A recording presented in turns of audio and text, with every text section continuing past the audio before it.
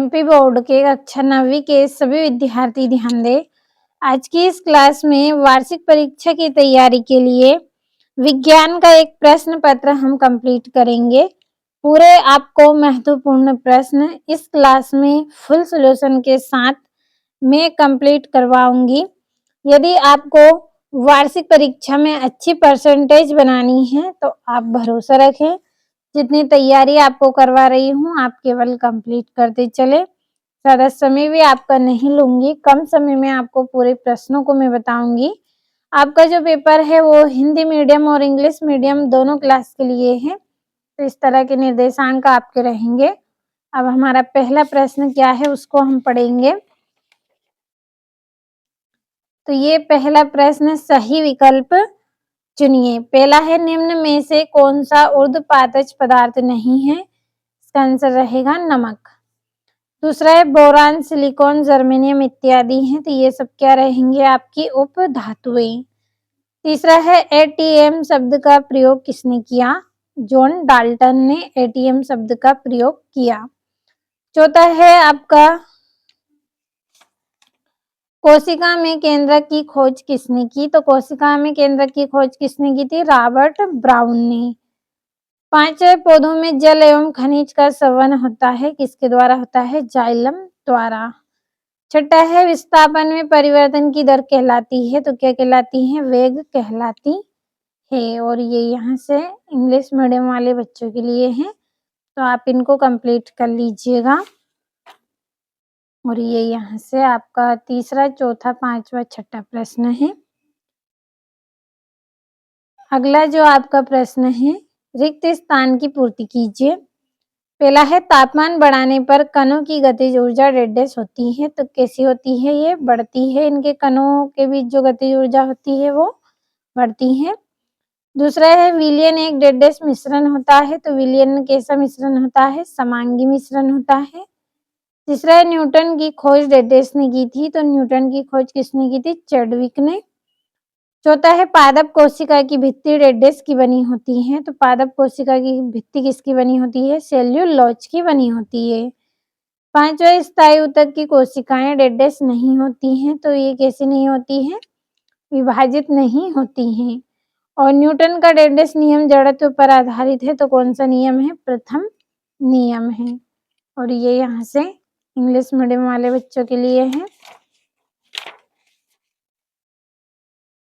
और आपका अगला जो प्रश्न है, सही जोड़ी लिखिए। पहला है, तापमान का मात्रक है, तो तापमान का मात्रक क्या रहेगा? केल्विन। दूसरा है, जेल, तो इसकी जोड़ी रहेगी जेली, पनीर, मक्खन। तीसरा है, कार्बन, तो कार्बन का प्रतीक सी रहेगा। और केंद्रक रहेगा कोशिका नियंत्रण कक्ष। और आंख की पलक, इसकी जोड़ी रहेगी ऐच्छिक पेशी व अनैच्छिक पेशी। और दूध में शुद्धता की जांच तो लैक्टोमीटर के द्वारा की जाती है। और ये इंग्लिश मीडियम वाले बच्चे आप स्क्रीनशॉट लीजिए और अच्छे से आप कर लीजिएगा कंप्लीट इनको। अगला आपका प्रश्न है, एक वाक्य में उत्तर दीजिए। पहला है, हमारे आसपास द्रव कितनी अवस्था में विद्यमान होता है? 3 अवस्था में विद्यमान होता है द्रव।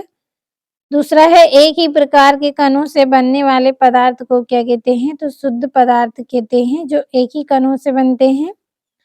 और कैल्शियम हाइड्रोक्साइड का रासायनिक सूत्र लिखिए, तो CaOH2। और किसी इलेक्ट्रॉन पर कितना आवेश होता है? तो 1.6 × 10⁻⁻19। और पांचवा है, वेग में प्रति सेकंड होने वाली कमी को क्या कहते हैं? तो मंदन कहते हैं। छठा है, 2 अथवा 2 से अधिक फसलों को निश्चित कतार पैटर्न में उगाने को क्या कहते हैं? तो अंतरा फसलीकरण कहते हैं। और ये यहाँ से आपका चौथा प्रश्न, सॉरी, इंग्लिश मीडियम वाले बच्चों के लिए है, इंग्लिश में। और ये यहाँ से आपके सत्य सत्य हैं, तो स्क्रीनशॉट के माध्यम से आप कंप्लीट इनको करें।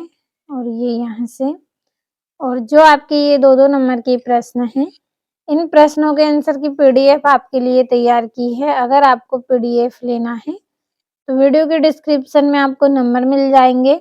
किस तरह से आपको PDF मिलेगी, इसकी पूरी जानकारी आपको मिलेगी। आप केवल कॉल कर ले नंबरों पर अगर आपको PDF लेना है। तो कॉल ज़रूर करें। छठा प्रश्न है ऊर्ध्वपातन को परिभाषित कीजिए और उदाहरण भी दीजिए। सातवां है भौतिक एवं रासायनिक परिवर्तन के 2-2 उदाहरण लिखिए। और 8वां है समांगी मिश्रण में विसमांगी मिश्रण को उदाहरण सहित समझाइए। अब 9वें प्रश्न की ओर हम बढ़ेंगे। तो 9वां है रदरफोर्ड के परमाणु मॉडल की सीमाएं क्या हैं? और हाइड्रोजन के 3 समस्थानिकों के नाम व संकेत आपको बताना है। और 11वां है रंध्र के क्या कार्य हैं? रेखित तथा अरेखित पेशी में अंतर स्पष्ट करना है। और सदिश राशियों को परिभाषित कीजिए और उदाहरण भी आपको देना है। अब बढ़ते हैं 14वें प्रश्न की ओर। तो बल का एसआई मात्रक क्या है समझाइए। घर्षण से क्या क्या लाभ हैं और गुरुत्वीय त्वरण से आप क्या समझते हैं। और यहाँ से गुरुत्वीय त्वरण स्मॉल जी तथा गुरुत्वीय नियतांक कैपिटल जी में अंतर स्पष्ट कीजिए। पादप कोशिकाओं तथा जंतु कोशिकाओं में अंतर आपको लिखना है। और ये यहाँ से ऊर्जा संरक्षण का नियम उदाहरण सहित आपको बताना है।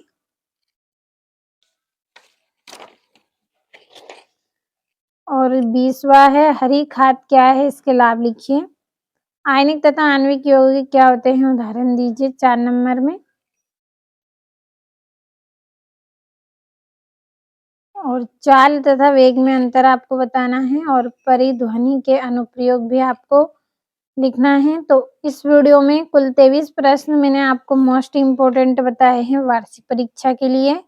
पीडीएफ लेना चाहते हैं तो वीडियो के डिस्क्रिप्शन में नंबर मिलेंगे, कॉल कर लीजिए। और पूरे महत्वपूर्ण प्रश्न बताए हैं। यदि आपको पूरी तरह से भरोसा है तो आप पूरे प्रश्नों को अच्छे से कंप्लीट कर लें।